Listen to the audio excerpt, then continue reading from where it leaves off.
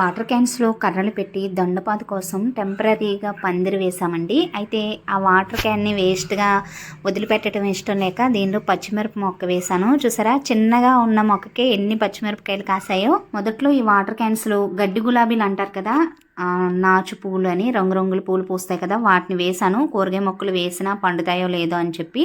తర్వాత పెద్ద size container ఇంకా ఓన్లీ పూల మొక్కల కోసమే అలా వదిలిపెట్టడం ఇష్టం లేక దీనిలో ఒక పచ్చిమిరప మొక్కను వేసి చూశానండి.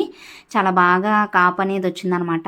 ఇంట్లోకి సరిపడా కూరగాయలని పండించాలనే కోరికతో పాటుగా మనం కష్టపడి పట్టుదలతో వాటికి కావలసిన పోషకాలు, కేరింగ్ టిప్స్ అవన్నీ కూడా పాటిస్తూ చక్కగా మొక్కల్ని పెంచుకుని వాటి నుంచి మనం దిగుబడి తీసుకోవచ్చండి.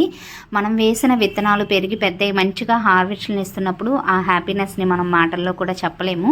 ఇలా వేస్ట్గా పడేసే వాటిలో ఇంకా కూరగాయ మొక్కల్ని పెంచి వాటి నుంచి దిగుబడి తీసుకుంటే ఇంకా ఆ హ్యాపీనెస్ డబుల్ అవుతుందండి.